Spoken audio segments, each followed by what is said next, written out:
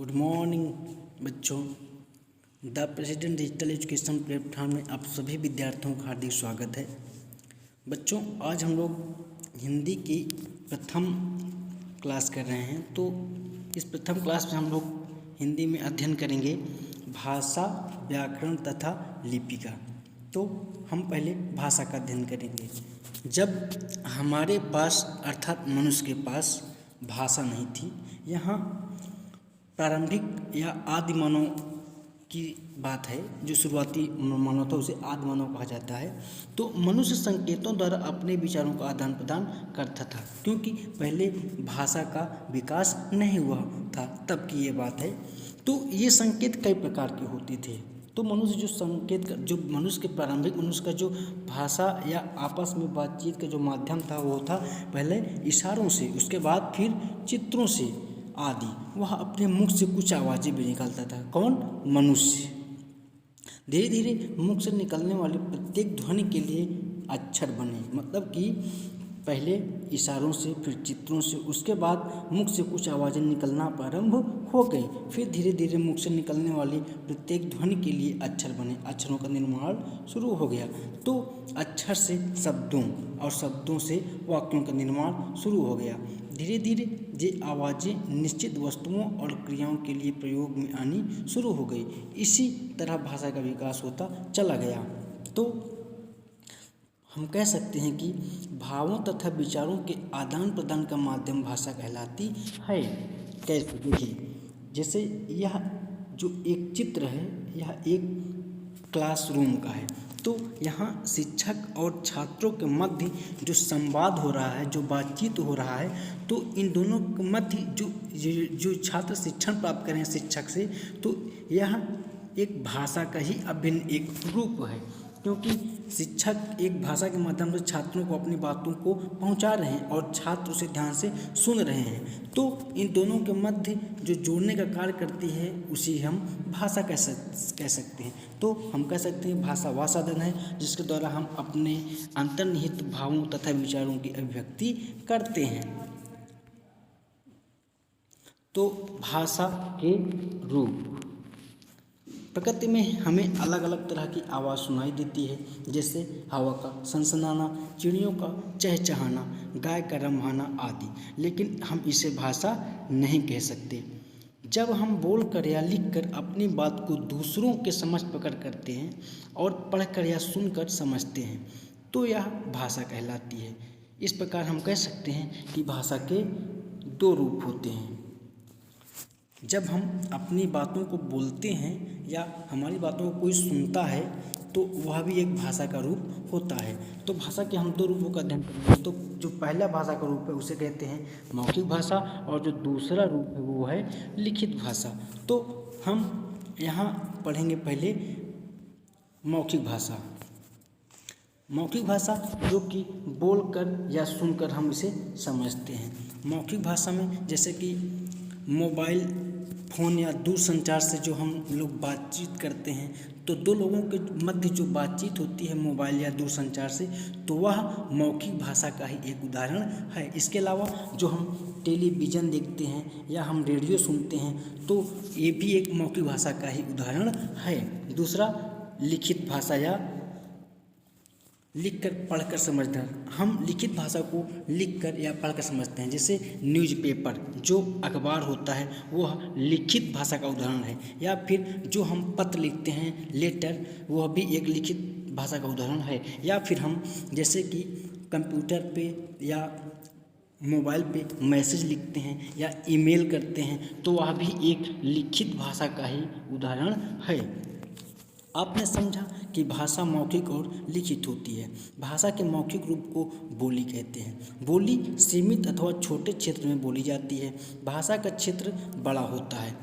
भाषा का क्षेत्र बोली की अपेक्षा बड़ा होता है और बोली का छोटा। बोली में साहित्य की रचना नहीं होती है। हमारे देश में बोली जाने वाली कुछ बोलियाँ हैं, जैसे बुंदेली, गढ़वाली, मगही, भोजपुरी, मारवाड़ी, छत्तीसगढ़ी आदि। बुंदेली ये बुंदेलखंड के क्षेत्रों में बोली जाती है। बुंदेलखंड जैसे झांसी, जालौन, ये सब क्षेत्र बुंदेलखंड में आते हैं। उसके बाद गढ़वाल उत्तराखंड के क्षेत्रों में, जैसे कुमायूं, गढ़वाली तो और मगही, ये मगध के क्षेत्र में बोली जाती है। भोजपुरी जो कि आपके देवरिया, बनारस, गाजीपुर, गोरखपुर, देवरिया, इन क्षेत्रों में भोजपुरी बोली जाती है। और मारवाड़ी राजस्थान के कुछ क्षेत्रों में, छत्तीसगढ़ में छत्तीसगढ़ी आदि कुछ प्रमुख बोलियां हैं। आप जानते हैं कि हमारे देश में कई भाषाएं बोली जाती हैं।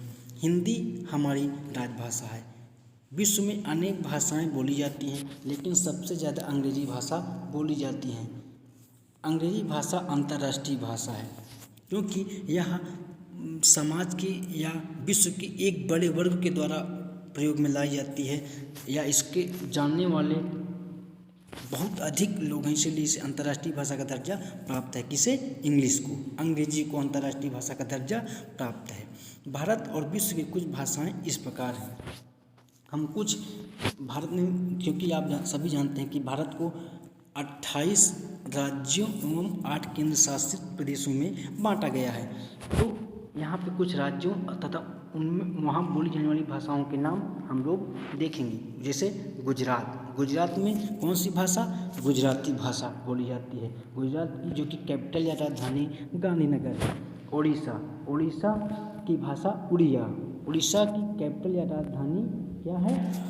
बिल्कुल सही, भुवनेश्वर। ऐसे ही महाराष्ट्र में मराठी भाषा का प्रयोग किया जाता है। महाराष्ट्र की राजधानी मुंबई। और इसके अलावा विश्व के कुछ देशों में भी प्रमुख भाषाएं बोली जाती हैं, जैसे भारत में हिंदी, भारत की राजधानी कैपिटल नई दिल्ली। जापान में जापानी भाषा का प्रयोग किया जाता है और राजधानी टोक्यो। इंग्लैंड में अंग्रेजी भाषा, यहाँ की कैपिटल ग्रेट ब्रिटेन। ऐसे ही लिपि भाषा में ध्वनियों को लिखने के लिए जिन संकेतों चिन्हों का प्रयोग किया जाता है उन्हें लिपि कहते हैं। या हम कह सकते हैं कि भाषा के लिखित रूप को ही हम लिपि कहते हैं। प्रत्येक भाषा की अपनी एक अलग लिपि होती है। कुछ प्रमुख भाषाएं एवं उनकी लिपियां इस प्रकार है। अब जैसे भाषा का नाम तथा लिपि। हिंदी की लिपि देवनागरी, संस्कृत की लिपि देवनागरी, उर्दू की लिपि फारसी, फ्रेंच की लिपि रोमन। ऐसे ही भारत के कुछ राज्यों तथा उनकी भाषाओं तथा उनकी लिपियों के नाम हैं, जैसे पंजाबी की लिपि गुरमुखी, जर्मन की रोमन, अंग्रेजी की रोमन, नेपाली की देवनागरी लिपि इत्यादि। व्याकरण।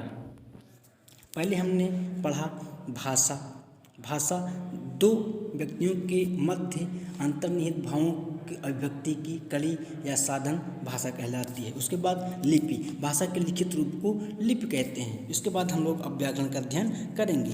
प्रत्येक भाषा के कुछ नियम होते हैं। भाषा को उचित प्रकार से बोलने, पढ़ने और लिखने के लिए इन्हीं नियमों की आवश्यकता होती है। सही नियमों की जानकारी हमें भाषा के व्याकरण से ही प्राप्त होती है। इससे हमें भाषा के शुद्ध या अशुद्ध होने का पता चलता है। अर्थात हम कह सकते हैं कि व्याकरण हमें भाषा के शुद्ध और मानक रूप का ज्ञान कराता है।